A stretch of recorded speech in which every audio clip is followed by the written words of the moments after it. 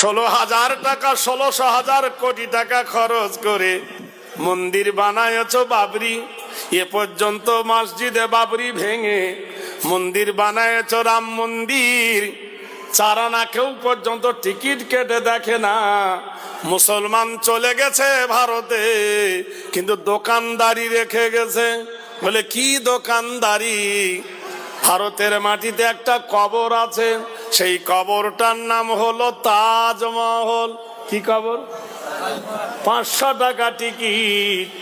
প্রতি মাসে ইনকাম হয় 10 কোটি টাকা। 10 কোটি টাকা যদি মাসে ইনকাম হয়, বছরে হয় 100, কত 20 কোটি টাকা। নারায়ে তাকবীর। এ টাকাগুলো কারা খায়? মোল্লারা খায় না, তোমরা খাও।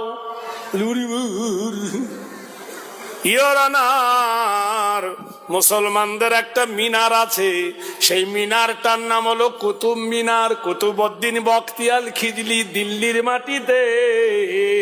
সেই মিনার দেখতে গেলে টিকিট লাগে 40 টাকা।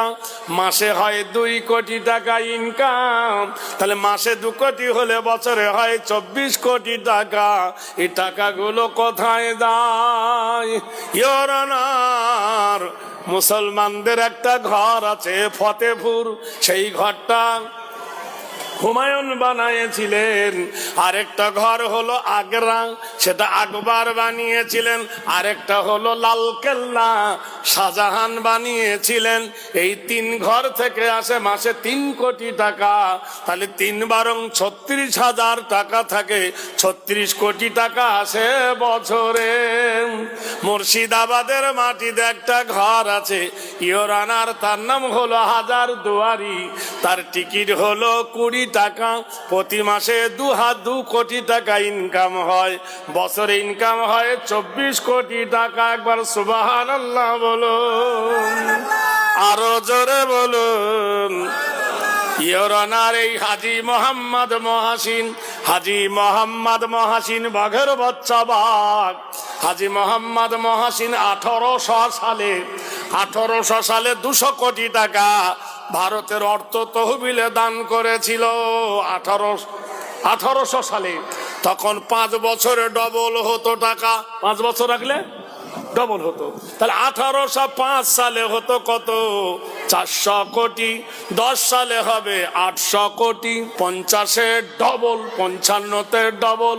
2000 পর্যন্ত হিসাব করে দেখো, তোমার ভারত বিক্রি করিলে হাজী মোহাম্মদ মহাসিনের দান শেষ হবে না।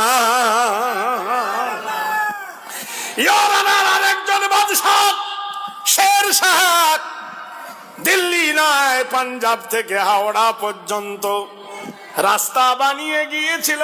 শের শাহ রোড, জিটি রোড, গ্যান্টল রোড। সুবহানাল্লাহ বলুন। লক্ষ লক্ষ টাকা ট্যাক্স আদায় করছো হাজি, জেনে রেখে দিও। তাহলে সেই অত বড় বীরবলের টাকা দান করেছিল একজন বাদশাহ। শের শাহ রোডটা তাহলে মুসলমানকে দিয়ে দাও। মুসলমানকে তাড়াতে হবে না, মুসলমান ভারত থেকে চলে যাবে। আমরা কারোর দয়ায় বেঁচে বাস করি না দেশে। তো এখানে হুজুরের আলোচনাটা